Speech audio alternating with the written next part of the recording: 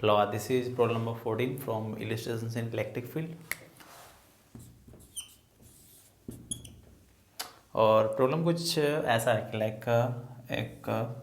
Ring है जो इस तरीके से प्लेस्ड है एक्स एक्सिस पे, और एक है इलेक्ट्रिक फील्ड जो कि यूनिफॉर्म है, ऐसा ई नॉट आई कैप एग्जिस्ट कर रहा आई कैप के डायरेक्ट एक्स के डायरेक्शन में। और जो रिंग है सेमी चार्ज है, मतलब इस पर पूरा रिंग चार्ज नहीं है, इसका कुछ पार्ट है जो चार्ज लाइक ऐसा ये वाला क्वाड्रेंट है जो पॉजिटिवली चार्ज है। मैं इसको डिफरेंटली ऐसा पॉजिटिवली चार्ज है, और ये वाला क्वाड्रेंट है जो नेगेटिवली चार्ज है ऐसा। और सरफेस के पास सफिशिएंट अमाउंट में फ्रिक्शन है, ये नॉन कंडक्टिंग है बट ये रफ सरफेस है ऐसा। और टी बराबर जीरो टाइम पे क्या हो रहा है कि ये इलेक्ट्रिक फील्ड ऑन हो रहा है, मतलब टी बराबर जीरो टाइम पे ये इलेक्ट्रिक फील्ड एक्टिवेट हो रहा है। एंड क्या होगा, जैसे ही एक्टिवेट होगा तो इस पर कुछ फोर्स लगेगा, फोर्स है जो टॉर्क जनरेट करेगा, तो ये रोटेशन होना शुरू हो जाएगा, रोटेशन के कारण ये रोल करना स्टार्ट कर देगा। तो ऐसा है कि हम लोगों को फाइंड आउट ये करना है कि अगर ये रिंग रोल करेगा तो उसके लिए फ्रिक्शन फोर्स कितना लग रहा होगा। मतलब कि ये कंडीशन गिवन है कि रिंग है जो रोल करता विदाउट स्लाइडिंग, तो उस केस में फ्रिक्शन फोर्स कितना लगा रहा होगा सरफेस इस रिंग पे ऐसा। क्वेश्चन समझ में आ गया क्या करना। तो देखो पहले बात ये आइडेंटिफाई करो कि कौन सा टॉपिक से ये क्वेश्चन है जो कंबाइन किया गया, क्योंकि प्योरली इलेक्ट्रोस्टैट्स से तो है नहीं, क्योंकि ये ऑफ कोर्स फ्रिक्शन वगैरह लग रहा है तो मैकेनिक्स भी इसमें इन्वॉल्व है। तो देखो कि जैसे ही रोलिंग आ रहा मतलब कि पहला क्या आ रहा होगा, रोटेशन हो रहा होगा इन्वॉल्व इसमें। एंड सेकेंड क्योंकि इलेक्ट्रिक फील्ड है चार्ज है, मतलब कि इलेक्ट्रोस्टैट्स भी इसमें इन्वॉल्व होगा। तो ये क्या काम कर रहा होगा इलेक्ट्रिक फील्ड यहाँ पे। हम लोग अगर सपोज ऐसा एज्यूम करो कि ये चार्ज पार्टिकल नहीं होता, ये नेगेटिव पॉजिटिव चार्ज नहीं होता, इलेक्ट्रिक फील्ड नहीं होता, तो क्या ये रोलिंग पॉसिबल हो पाता है क्या। अगर हम लोग इलेक्ट्रिक फील्ड हटा दें, रिंग पे से चार्ज हटा दें, तो क्या ये रोलिंग मोशन परफॉर्म कर पाता अगर कोई एक्स्ट्रा फोर्स नहीं लगाएगा तो। ऑफकोर्स नहीं हो पाएगा, अपने आप तो ये मूव करेगा नहीं, मतलब कोई एक फोर्स हम लोग चाहिए था जो इसको रोटेशन परफॉर्म करे, तो वही तो ये फोर्स प्रोवाइड करेगा इलेक्ट्रिक फील्ड।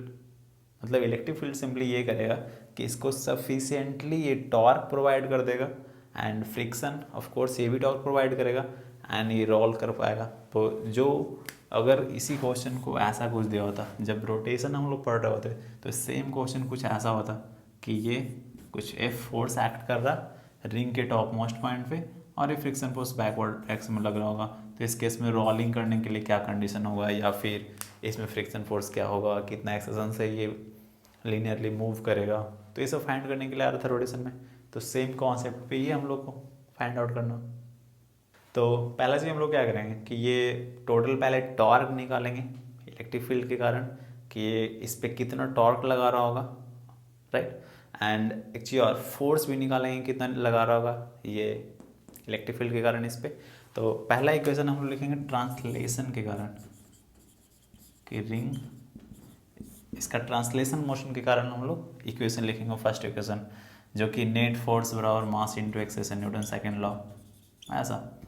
एंड सेकंड कौन सा इक्वेशन लेंगे, टॉर्क ऑब्वियसली रिंग पे जो टोटल टॉर्क होगा, तो टोटल टॉर्क या नेट टॉर्क बराबर आई अल्फा कर सकते हैं हम लोग ऐसा, स्केलर फॉर्म में लिखेंगे क्योंकि ऑलरेडी पता है टॉर्क का डायरेक्शन। एंड थर्ड चीज़ क्या करेंगे, थर्ड चीज़ क्योंकि ये बोल रहा प्योर रोलिंग होना चाहिए, तो प्योर रोलिंग के लिए कंडीशन क्या होता है,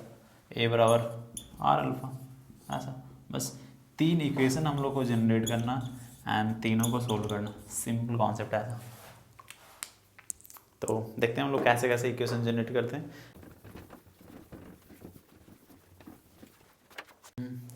ओके सो अब हम लोग टॉर्क फाइंड आउट करते हैं सबसे पहले, कि टॉर्क कितना लग रहा होगा पूरे रिंग पे। तो ये रिंग था और ये एक्स एक्सिस था ऐसा कुछ, और इतना पार्ट था जो पॉजिटिवली चार्ज था, और ये पार्ट था जो नेगेटिवली चार्ज था। तो देखो अब हम लोग क्या है कि इस डायरेक्शन में इलेक्ट्रिक फील्ड था, तो ऑफ कोर्स हर एक एलिमेंट पे जो हर एक यहाँ पे अगर हम लोग डिफरेंशियल एलिमेंट माने डी एल ऐसा, तो हर एक डी एल पे क्या हो रहा होगा, इस डायरेक्शन में कुछ फोर्स लग रहा होगा, और फोर्स होगा जो डिफरेंट हाइट पे लग रहा होगा। लाइक अगर जो एलिमेंट यहाँ पे होगा तो सेंटर के रिस्पेक्ट में ये जीरो हाइट पे होगा, एलिमेंट जब ऊपर होगा तो सेंटर के रिस्पेक्ट में इतना हाइट पे होगा। तो सब एलिमेंट के कारण डिफरेंट टॉर्क लग रहा होगा रिंग पे। सेम तरीके से नीचे भी जो यहाँ पे है इस पर अगर फोर्स लगेगा तो फोर्स इंटू परपेंडिकुलर डिस्टेंस, ये कुछ मैक्सिमम टॉर्क लगाने की कोशिश करेगा। जो एलिमेंट यहाँ पे डिस्टेंस कम हो गया, थोड़ा कम टॉर्क लगाएगा, यहाँ पे एलिमेंट कम हो गया। और तो ऐसा देख रहे हो कि हर एक एलिमेंट जो होगा वो डिफरेंट अमाउंट का टॉर्क एक्ट करेगा रिंग पे। दैट्स वाई हम लोग क्या करना पड़ेगा, एक डिफरेंशियल एलिमेंट एज्यूम करना पड़ेगा और उस डिफरेंशियल एलिमेंट पे डिफरेंशियल टॉर्क फाइंड आउट करेंगे एंड देन आफ्टर इंटीग्रेशन के बाद टोटल रिंग के लिए चार्ज फाइंड आउट हो जाएगा। तो हम लोग ऐसा करते हैं कि यहाँ से एक थीटा एंगल पे डी थीटा का कुछ ऐसा एलिमेंट एज्यूम करते हैं, डी थीटा एंगल सब्स्टिट्यूट कर रहा होगा और इसका लेंथ होगा डी एल ऐसा, और डी एल के पास जो चार्ज होगा lambda into D L, of course ये चार्ज होगा जो डी क्यू के बराबर होगा, ऐसा कुछ ऐसा समझो। और अब हम लोग क्या करते हैं कि इस एलिमेंट पे कितना टॉर्क लग रहा होगा, ऑफकोर्स डी टाउ लग रहा होगा ऐसा, और ये डी टाउ कितना हो रहा होगा, फोर्स इंटू परपेंडिकुलर डिस्टेंस। तो फोर्स क्या होता है, चार्ज इंटू इलेक्ट्रिक फील्ड, तो चार्ज कितना हो रहा होगा डी क्यू टाइम्स ई नॉट, ये हो गया फोर्स। और ये परपेंडिकुलर डिस्टेंस मतलब एक्सिस से ये परपेंडिकुलर डिस्टेंस, तो क्योंकि ये ऑफकोर्स ये रेडियस आ रहा होगा रिंग का, तो R cos theta R sine theta, तो हम लोग ऐसा कर सकते हैं आर साइन थीटा इतना है जो डिफरेंशियल टॉर्क लग रहा होगा। इसको थोड़ा सा हम लोग अरेंज कर लेंगे लाइक ऐसा, डी क्यू क्या लिख सकते हैं लैम्डा टाइम्स डी एल, और डी एल को क्या लिख सकते हैं आर इंटू डी थीटा, क्योंकि ये आर का लेंथ है तो इसको lambda into R into D theta लिख सकते हैं डी क्यू को, और ये ई नॉट रहेगा ऑफकोर्स, ये आर रहेगा साइन थीटा, तो साइन थीटा ही रहेगा। तो इसमें कांस्टेंट कौन कौन सा है, ऑफकोर्स आर है ई नॉट है लैम्डा, थीटा तो चेंज हो रहा है that's why sine theta variable होगा, तो ये लैम्डा आर स्क्वायर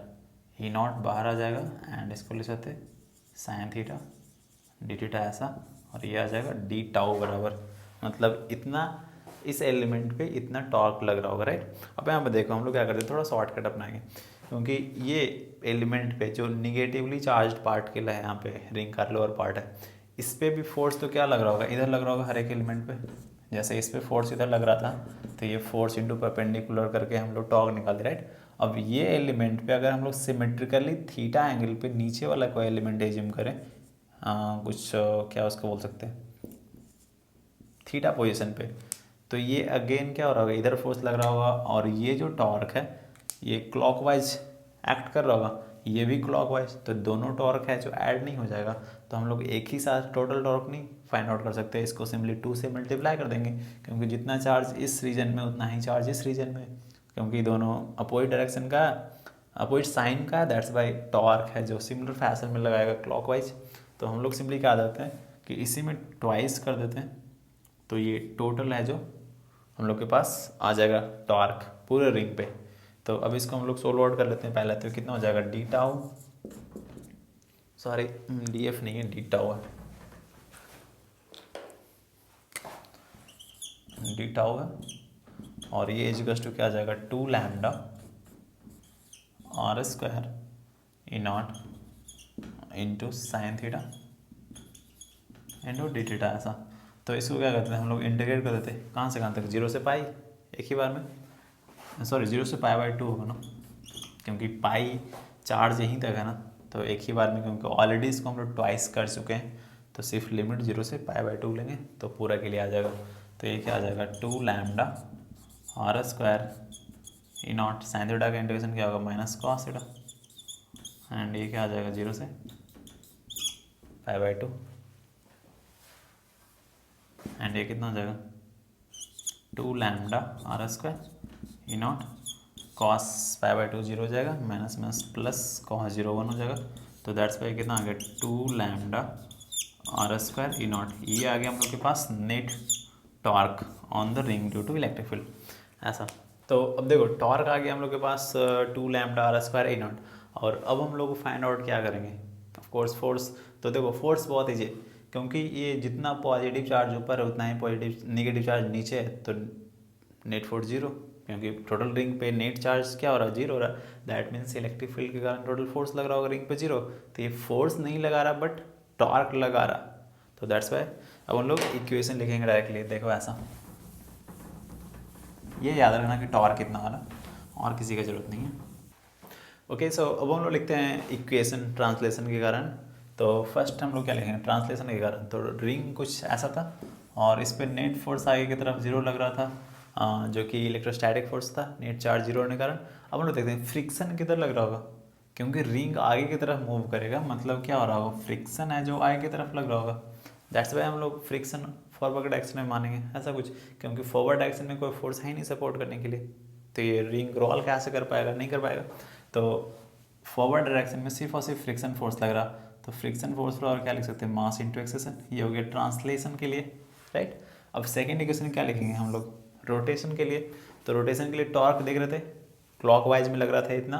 एंड क्योंकि फ्रिक्शन है तो फ्रिक्शन क्या करेगा, एंटी क्लॉकवाइज में टॉर्क लगाएगा, ये इधर रोटेट करवाना चाहेगा रिंग को। तो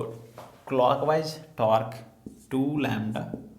आर स्क्वायर ई नॉट के बराबर आ गया, एंड एंटी क्लॉकवाइज के कारण कितना आ रहा होगा, ऐसा फ्रिक्शन फोर्स इंटू रेडियस, ऐसा ये होगा नेट टॉर्क रिंग पे।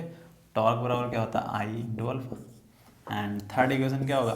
क्योंकि प्योर रोलिंग के लिए कंडीशन अप्लाई करना, मतलब क्या, एक्सेशन बराबर आर अल्फा हो रहा होगा, तो ये इक्वेशन 2 हो गया, ये इक्वेशन 3 हो गया। अब तीनों इक्वेशन को हम लोग को सोल्व आउट करना। तो सिंपली क्या करना, देखो इक्वेशन को सोल्व करने के लिए ज़्यादा कुछ खास करना है नहीं। हम लोग क्या करते हैं ना कि यहाँ से अल्फ़ा फाइंड आउट करके यहाँ पे रिप्लेस कर देते हैं, एंड देन आफ्टर यहाँ से हम लोग फ्रिक्शन फोर्स फाइंड आउट कर सकते हैं, ऐसा कुछ।